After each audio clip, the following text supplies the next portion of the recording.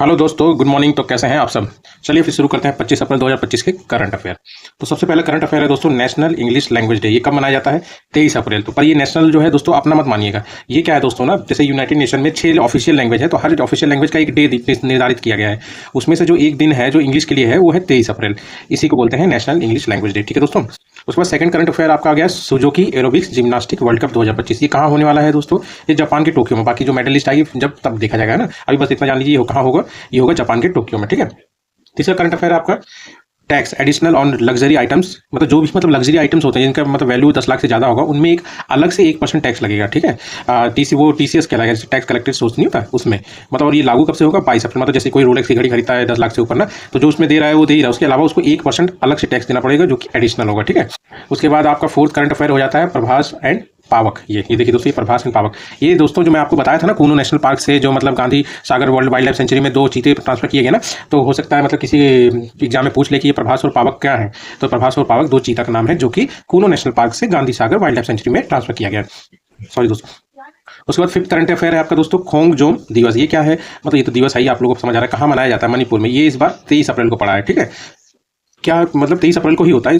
और ये क्यों मनाया जाता है? क्योंकि दोस्तों क्या है ना, 1891 में एंग्लो मणिपुरी बैटल में जितने भी लोग, जितने भी मतलब नायक थे जिनको मतलब वीर गति को प्राप्त हुए थे, उन सबकी याद में, मतलब जो बहादुरी से वो लोग लड़े थे, उन सबकी याद में इस दिन को मनाया जाता है।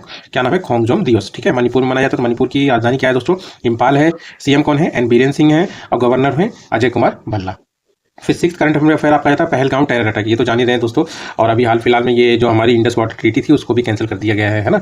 मतलब कैंसिल नहीं किया गया दोस्तों, सस्पेंड कर दिया। बहुत बड़ी चीज़ है, क्वेश्चन भी बन सकता है आपसे। और बाकी इन्होंने बहुत बुरा किया, देखिए जवाबी कार्रवाई तो हो ही रही है ना। उसके बाद इसी चीज़ के लिए कौन सा ऑपरेशन लॉन्च किया गया है? ऑपरेशन टिक्का लॉन्च किया गया पहलगाम टेरर अटैक के मतलब काउंटर करने के लिए, मतलब जो भी इन्होंने किया है, उन जो भी आतंकवादी उनको ढूंढने के लिए। तो 2 आतंकवादी ऑलरेडी मार दिए गए हैं। ठीक है। और लॉन्च किसने किया है? इंडियन आर्मी ने किया। 22 अप्रैल 2025 को हुआ था ये पहलगाम टेरर अटैक। ठीक है। 4 से 6 टेररिस्ट है जिन्होंने नाम पूछ के जान से मारा है 29। ठीक है। उसके बाद 7वां करंट अफेयर है आपका नेशनल पंचायती राज डे। देखिए दोस्तों, अभी थोड़ी देख ले, एकदम ध्यान से सुनना, सारी चीज़ें आपको पंचायती राज के बारे में सब क्लियर हो जाए। ठीक है। एवरीथिंग A to Z पूरा। देखिए नेशनल पंचायती राज डे, ये कौन सा एडिशन है इस बार? 15th एडिशन है। कब मनाया जाता है? 24 अप्रैल को। ठीक है। ये शेड्यूल 11 में प्रोविजन है किस चीज़ का? पंचायत के लिए प्रोविजन दिया है शेड्यूल 11। ये जोड़ा गया है 11 शेड्यूल। ठीक है। पहले 8 ही थे ना शेड्यूल, और ये 11 जोड़ा गया है। ठीक है। किसके द्वारा जोड़ा गया है? 73वें मतलब 73rd कॉन्स्टिट्यूशनल अमेंडमेंट एक्ट 1992 के द्वारा जोड़ा गया। ठीक है। तो मूल 8 ही थे शेड्यूल। ठीक है। पंचायती राज के बारे में आप जान लीजिए कि मतलब हिस्टोरिकली क्या क्या वैल्यू है इसकी। तो ऋग्वेद में पंचायतन नाम, मतलब ये वर्ड मेंशन है। ठीक है। जिसका नाम है 5 लोगों की समिति। ठीक है। ये वर्ड मतलब ऋग्वेद में मेंशन है। उसके बाद ऋग्वेद में सभा भी है, समिति भी है, विधाता भी है। आप देखिए, सभा जो है राज्य परिवार के जो लोग हैं उनके द्वारा बनाया जाता है, और समिति में गांव के लोग होते हैं। पर एक चीज़ है दोस्तों, राजा के बेटे को राजा बनने के लिए इस समिति की मतलब परमिशन चाहिए होती थी, जो कि शो करता है कि एक लोकल गवर्नेंस को शो करता है कि मतलब परमिशन ली जाती है। ठीक है। उसके बाद 1870 में लॉर्ड मायो है ना, इन्होंने मतलब क्या, जो मतलब पहले पावर जो है मतलब स्टेट के पास मतलब सेंट्रल तक ही रह जाती थी, उसको डिसेंट्रलाइज किया लोकल इंस्टीट्यूशन में। मतलब जो पंचायत होते हैं ना उनके पास, मतलब इंप्लीमेंटेड डिसेंट्रलाइजेशन नीति and power distributed to local institution. ठीक है दोस्तों। डिसेंट्रलाइजेशन ऑफ पावर हुआ है, मतलब पावर को ट्रांसफर किया गया नीचे में, है ना। उसके बाद जो सबसे बड़ा नियम था जिसको Magna Carta of local democracy बोला जाता है, वो है 1882 में जो लॉर्ड रिपन जी ने एक फ्रेमवर्क तैयार किया था इलेक्टेड लोकल बोर्ड्स का। ठीक है। वही मैग्ना कार्टा कहलाता है। ठीक है। उसको 1990 में ठीक है मॉन्टेग्यू चेम्सफोर्ड रिफॉर्म हुआ था, जिसमें कहा गया है कि मतलब जो भी मतलब लोकल गवर्नमेंट है वो प्रोविंसेस को सौंप दिया जाएगा। ठीक है।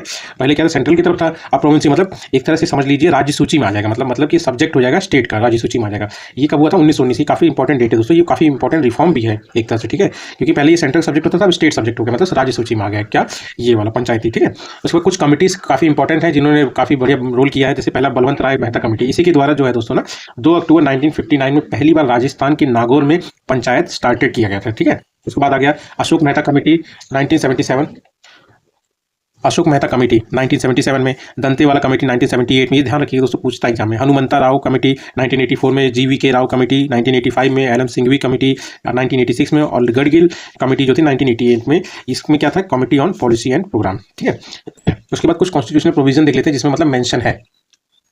जैसे कि आर्टिकल 40 में directive principle of state policy में ये मेंशन किया गया है कि ग्राम पंचायत होना चाहिए। ठीक है। पर ये है कि ये बाध्य नहीं है, मतलब DPSP not compulsory for state कि मतलब फॉलो करें, नहीं करेंगे तो फायदा ही होगा, नहीं भी करेंगे तो कुछ होगा नहीं। ठीक है। तो इसी चीज़ को बाध्य करने के लिए या फिर मतलब कुछ परमानेंसी लाने के लिए, क्योंकि पहले टेम्परेरी ना करो या ना करो, परमानेंसी लाने के लिए 73rd कॉन्स्टिट्यूशनल अमेंडमेंट एक्ट 1992 लाया गया, जिसके द्वारा पार्ट 9 ठीक है, जोड़ा गया किसमें, कॉन्स्टिट्यूशन में, आर्टिकल 243 से लेकर 243 तक, और इसके अलावा शेड्यूल जो कि पहले 8 थे, मतलब मूल 8 थे, और शेड्यूल 11 जोड़ा गया with 29 subjects related to panchayat. ठीक है दोस्तों, अब हम लोग इतना जान लिया, इसका स्ट्रक्चर जान लीजिए दोस्तों। स्ट्रक्चर ऑफ पंचायत में 3 लेवल पे है, village level, intermediate level, district level, और 10 यूनिट का 5 पर। एक बात ध्यान रखिए दोस्तों, स्टेट अपनी तरफ से पूरा स्वतंत्र है कि वो इनकी मतलब लेवल्स को इंक्रीज भी कर सकता है और डिक्रीज भी कर सकता है, मतलब चाहे तो वो विलेज लेवल और डिस्ट्रिक्ट लेवल ही रखे, इंटरमीडिएट ना रखे, समझ दोस्तों, चाहे तो एक लेवल और बढ़ा दे, है ना। अब इसमें रिजर्वेशन भी दिया गया है दोस्तों, रिजर्वेशन जैसे SC ST मतलब शेड्यूल कास्ट और शेड्यूल ट्राइब्स को उनके पॉपुलेशन के हिसाब से रिजर्वेशन है, वुमेन्स को 1/3 है, और OBCs को स्टेट अपने हिसाब से फिक्स कर सकता है, कम ज़्यादा, ठीक है।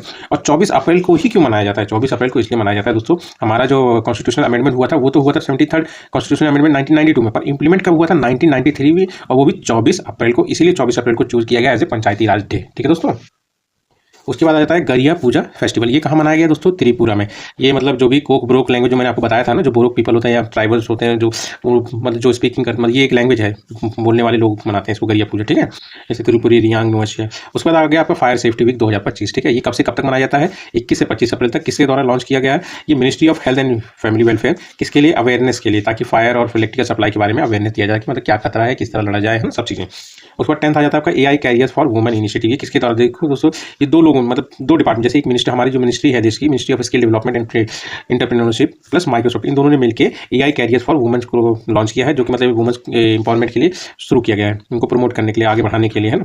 तो इसके द्वारा क्या किया जाएगा, 20,000 वुमेन्स को टायर 2 और टायर 3 टाउन से सेलेक्ट किया जाएगा, उनको ट्रेन किया जाएगा AI और टेक स्किल, क्योंकि टायर 1 जो है काफ़ी डेवलप सिटी रहती है, जहाँ पे मतलब मोस्टली लेडीज जो होते हैं इस चीज़ के लिए जानती हैं, ठीक है। टायर 1 में फुली डेवलप टाउन होते हैं, जैसे मुंबई दिल्ली हो गया। टायर 2 में स्मॉलर होते हैं टायर 1 से, पर डेवलप होते हैं, ठीक है। आगरा हो गया, लखनऊ हो गया, इंदौर हो गया। थर्ड में क्या होता है, स्मॉल टाउन्स होते हैं, बेसिक इंफ्रा होता है, उतना डेवलप नहीं होती, जैसे ग्वालियर हो गया, देहरादून हो गया, ठीक है। डेवलपमेंट इज गोइंग ऑन, ठीक है दोस्तों। और उसके बाद आता है आपका 11th current affair, minimum age for minors to independently operate bank accounts in India. मतलब RBI ने पहले अलग डेट थी, अब क्या किया है, मतलब जो भी 10 साल से बड़ा है या 10 साल का हो गया है, वो इंसान, वो बच्चा अपना बैंक अकाउंट कर सकता है ऑपरेट, ठीक है। उसको अपने गार्जियंस की जरूरत नहीं है। हाँ, 18 साल के होने के बाद कुछ बेसिक चीज़ें जो होती हैं वो करवा लेगा, जैसे सिग्नेचर वाला हो गया ना, या जनरल ऑपरेशन जो होते हैं जो 18 साल के बाद वो बस करवाएगा, बाकी ऑपरेट अपने हिसाब से कर सकता है, ठीक है। किसके द्वारा सेट किया गया है, RBI। मतलब थोड़ा सा ये समझ लीजिए डिजिटल इंक्लूजन करने के लिए, मतलब थोड़ा सा मतलब जो मतलब डिजिटली अवेयरनेस के लिए, लोग बच्चों को और अवेयर करने के लिए अपने अकाउंट से, या फिर जो भी है मतलब थोड़ा सा इनकी भी इंपॉर्मेंट करने के लिए, है ना, बच्चे भी अपने पैरों पे खड़े हों एक तरह से, है ना। और अब देखिए RBI के द्वारा सेट किया गया था। RBI को लाया कैसे गया था, मतलब हिल्टन कमीशन था ना दोस्तों, हिल्टन यंग कमीशन, उसके द्वारा लाया गया था RBI एक्ट 1934 के द्वारा, और 1 अप्रैल 1935 इसका स्थापना दिवस है। एक्ट ये है, स्थापना ये है, on recommendation of Hilton young commission. और नेशनलाइजेशन ध्यान रखना दोस्तों, 1 जनवरी 1949 से, स्थापना 1 1935 से, पर नेशनलाइजेशन 1949 है, ठीक है। किसके अंडर है, मिनिस्ट्री ऑफ फाइनेंस के, ठीक है। उसके बाद आ गया दोस्तों मिशन अन्वेषण। अन्वेषण मतलब आप ही जानते हैं ना, मतलब जैसे मतलब किसी चीज़ की खोज को ही अन्वेषण कहा जाता है ना। तो इसमें क्या है, ये जो मिशन लाया गया है 2025 में लॉन्च हुआ है, इसको लाया गया है ताकि मतलब देश में जो भी मतलब सिस्मिक जोन है वहाँ पे ऑयल और गैस की साइट्स को पता कर सकें, है ना। उसके बाद आ गया आपका वाया वंदना योजना। ये किसके द्वारा, ये योजना चल रही है सेंटर में, ठीक है, पर लॉन्च जो हुआ है दिल्ली में अभी लॉन्च किया है इसको, ठीक है, अभी अपनाया है। किसके अंडर में है, ये आयुष्मान भारत PM जन आरोग्य योजना स्कीम के अंडर में है। इसके जैसे कि ये वाली स्कीम अगर आप देखेंगे तो ये पहले एक तो ये स्कीम ये वाली है PMJ मतलब जन आरोग्य योजना। इसमें क्या है कि 70 से नीचे वाले जो लोग हैं उनके लिए है, 70+ वालों के लिए ये है वाया वंदना योजना, मतलब जो बूढ़े लोग हैं उनके लिए, अंडर आयुष्मान भारत PM जन आरोग्य योजना। कब लॉन्च हुआ था, ये 29 अक्टूबर 2024 में लॉन्च हुआ था, पर दिल्ली में अभी लॉन्च हुआ है, ठीक है। अब मेन जो है आयुष्मान भारत योजना देखिए, ये अब इसके तहत भी 5 लाख तक का मतलब जो मेडिकल ट्रीटमेंट होता है वो फ्री होगा। किसके लिए, मतलब जो ओल्ड पर्सन होंगे 70 से ज़्यादा वालों। और आयुष्मान भारत योजना में क्या है कि जो भी मतलब 70 से नीचे हैं उनको 5 लाख तक का फैमिली इंश्योरेंस है ये दोस्तों, ठीक है, पूरे हर परिवार को, ठीक है। लॉन्च कब हुआ था, 2018 में, रांची में, झारखंड। ये ध्यान रखना दोस्तों, रांची झारखंड, ठीक है। किसके अंडर में, तो आप जान ही रहे हो, ministry of health and family welfare. Implement कौन कराता है, ये ध्यान रखना कि नेशनल हेल्थ अथॉरिटी जो है इसको इंप्लीमेंट कराती है, ठीक है। अभी जैसे दोस्तों पहलगाम में मतलब आतंकी हमला हुआ है, तो उसमें क्या है कि सबसे पहला जो फैसला मोदी जी ने लिया है, सेंटर ने लिया है कि वो इंडस वाटर ट्रीटी को सस्पेंड किया है, कैंसिल नहीं किया है, सस्पेंड किया। मतलब अभी उसके बाद में बात हो सकती है, पर अभी नहीं हो सकती, ठीक है। और तो ये जान लीजिए कि इंडस वाटर ट्रीटी कब लाई गई थी, 1970 मतलब 19 सितंबर 1960 को साइन हुआ था। किसके बीच में, इंडिया पाकिस्तान और एक रिप्रेजेंटेटिव था किसका वर्ल्ड बैंक का, मतलब बिचौलिया जो था। और किस लिए लाई गई थी, for distribution of water of the Indus and it's tributary between India and Pakistan, ठीक है।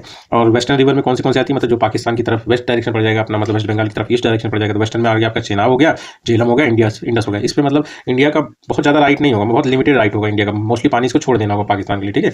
और ईस्टर्न रिवर जो होगा इसमें मैक्सिमम राइट होगा, इंडिया इस पानी का चाहे जो करे, ठीक है। इसमें आ जाती है सतलज, ब्यास और रवि, ठीक है दोस्तों। आज का करंट अफेयर खत्म होता है, और वीडियो अगर आपको पसंद हो तो प्लीज़ लाइक सब्सक्राइब जरूर करिएगा। थैंक यू वेरी मच, कल मिलते हैं।